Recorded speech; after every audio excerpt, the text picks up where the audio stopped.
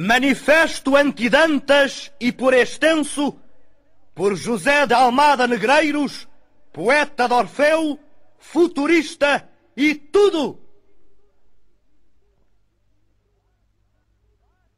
Basta, pum, basta! Uma geração que consente deixar-se representar por um Dantas é uma geração que nunca o foi. É um coio de indigentes, de indignos e de cegos, é uma resma de charlatães e de vendidos, e só pode parir abaixo do zero. Abaixo a geração! Morra o Dantas, morra! Pim! Uma geração com um Dantas a cavalo é um burro impotente.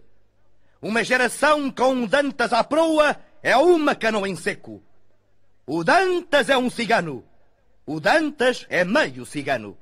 O Dantas saberá gramática, saberá sintase, saberá medicina, saberá fazer ceias para cardeais, saberá tudo, menos escrever, que é a única coisa que ele faz.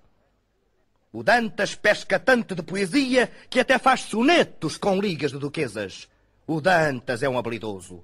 O Dantas veste-se mal.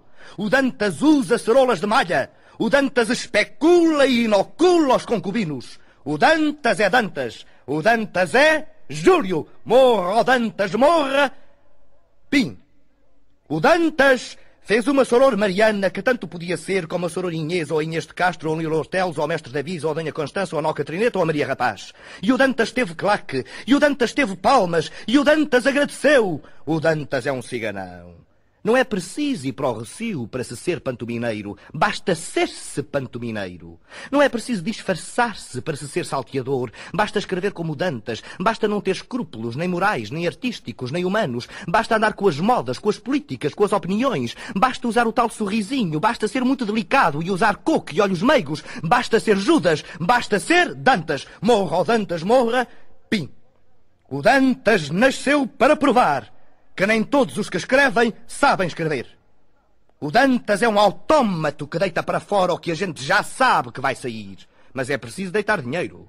O Dantas é um soneto dele próprio. O Dantas em gênio nem chega à pólvora seca. E em talento é pim, pam, pum. O Dantas nu é horroroso.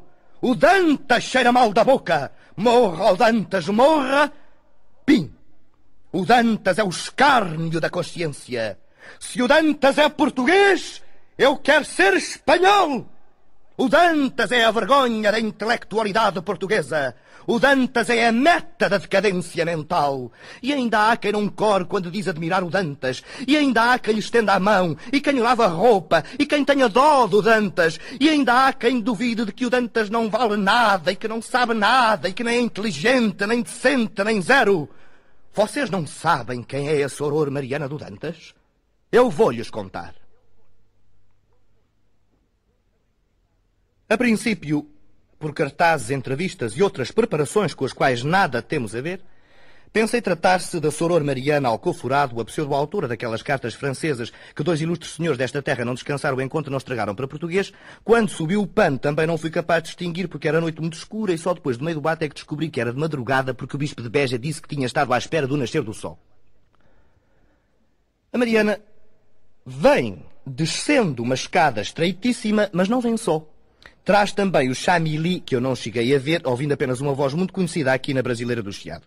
Pouco depois, o bispo de Beja é que me disse que ele trazia calções vermelhos. A Mariana e o chamili estão sozinhos em cena e às escuras, dando a entender perfeitamente que fizeram indecências no quarto. Depois Chamili, completamente satisfeito, despede-se e salta pela janela com grande mágoa da freira lacrimosa. E ainda hoje os turistas têm a ocasião de observar as grades arrombadas da janela do quinto andar do convento da Conceição de Beja na Rua do Touro, para onde se diz que fugiu o célebre capitão de cavalos em Paris e dentista em Lisboa. A Mariana, que é histérica, começa a chorar desatinadamente nos braços da sua confidente e excelente pau de cabeleira, Soror Inês.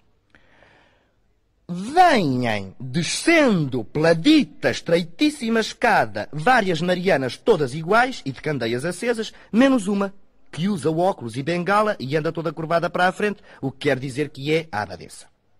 E seria até uma excelente personificação das bruxas de Goia se quando falasse não tivesse aquela voz tão fresca e maviosa da tia Felicidade da vizinha do lado. E reparando nos dois vultos, interroga espaçadamente com cadência, austeridade e imensa falta de corda. Quem está aí? E de candeias apagadas? Foi o vento, dizem as pobres inocentes varadas de terror. E a abadesa, que só é velha nos óculos, na bengala e andar curvada para a frente, manda tocar a sineta, que é um dó da alma ouvi-la assim tão debilitada. Vão todas para o coro, mas eis que de repente batem no portão e, sem se anunciarem limpar-se da poeira, sobe a escada e entra pelo salão um bispo de Beja que, quando era novo, fez brejeirices com a menina do chocolate. Agora, completamente emendado, revela a abadesa que sabe por cartas que há homens que vão às mulheres do convento e ainda há pouco vira um de cavalos a saltar pela janela.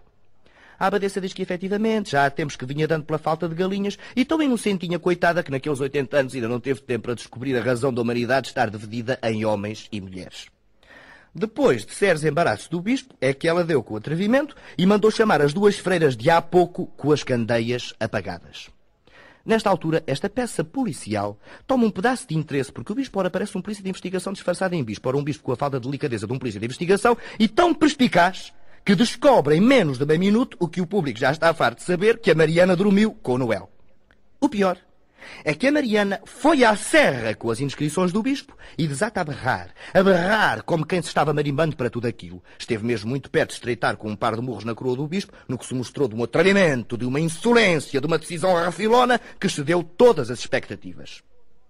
Ouve-se uma corneta tocar uma marcha de clarins e Mariana, sentindo nas patas dos cavalos toda a alma do seu preferido, foi qual pardalita engaiolada correr até às grades da janela, a gritar desalmadamente pelo seu Noel. Grita, assobia, redopia, pia, rasga-se, magoa-se e cai de costas com um acidente que já previamente tinha avisado o público, e o pano também cai, e o espectador também cai da paciência abaixo e desata numa destas pateadas tão enormes, tão monumentais, que todos os jornais de Lisboa no dia seguinte foram unânimes naquele êxito teatral do Dantas.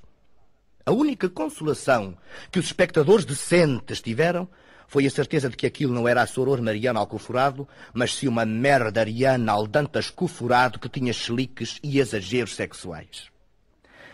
Continua o Sr. Dantas a escrever assim, que há de ganhar muito com o Alcoforado e há de ver que ainda apanha uma estátua de prata por um Orives do Porto e uma exposição das maquetes para o submonumento erecto por subscrição nacional do século a favor dos feridos da guerra e a Praça de Camões mudada em Praça de Dr. Júlio Dantas e com festas da cidade pelos aniversários e sabonetes em conta Júlio Dantas e pastas Dantas para os dentes e graxas Dantas para as botas e Nívea Dantas e comprimidos Dantas e autocolismos Dantas e Dantas e limonada Dantas Magnésia. E fique sabendo, Dantas, que se um dia houver justiça em Portugal, todo mundo saberá que o autor dos Lusíadas é o Dantas, que num rasgo memorável de modéstia só consentiu a glória do seu pseudónimo Camões. E fique sabendo, Dantas, que se todos fossem como eu, haveria tais munições de manguitos que levariam 2 séculos a gastar. Mas julgais que nisto se resume a literatura portuguesa? Não, 1000 vezes não. Temos além disso o Chianca, que já fez rimas para Alves Barrota, que deixou de ser a derrota dos castelhanos para ser a derrota do Chianca. E as pinoquices do Vasco Mendonça Alves passadas no tempo da avózinha. E as infelicidades de Ramada Curto. E o talento insólito de Urbano Rodrigues. E as gaitadas do Bran. E as traduções só para homens do ilustríssimo, excelentíssimo Sr. Mel Barreto. E o Frei Matas Nunes Mocho. E a Inês Cifrítica do Faustino, e as imbecilidades do Sousa Costa, e mais pedantices do Dantas, e Alberto Sousa, o Dantas do desenho, e os jornalistas do século, e da Capital, e do Notícias, e do País, e do Dia, e da Nação, e da República, e da Luta, e de todos os jornais, e os atores de todos os teatros, e todos os pintores das belas artes, e todos os artistas de Portugal que eu não gosto, e os da Águia do Porto, e os Palermas de Coimbra, e a estupidez do Aldemir César, e do Dr. José de Figueiredo, o amante do museu, e Sousa Pinto, e os burros de Cacilhas, e os menus do Alfredo Guisado, e o raquítico Albino Forjás Sampaio, crítico da luta, a quem o fialho com a imensa piada interessou que tinha talento, e todos os que são políticos e artistas, e as exposições anuais das belas artes, e todas as maquetes do Marquês de Pombal, e as do Camões em Paris, e os Vaz, e os Estrelas, os Lacerdas, os Lucenas, os Rosas, os Costas, os Almeidas, os Camachos, os Cunhas, os Carneiros, os Barros, os Silvas, os Gomes, os velhos idiotas, os arranjistas, os impotentes, os tolerados, os vencidos, os imbecis, os pários, os ascetas, os Lopes, os Peixotos, os Motas, os Godinhos, os Teixeiras, os Diabo que os leve, os Constantinos, os Tertulianos, os Gravos, os Manto, os Bahia, os Mendonça, os Barzão, os Matos, os Alves, os Albuquerques, os Sousas e todos os Dantas que houver por aí.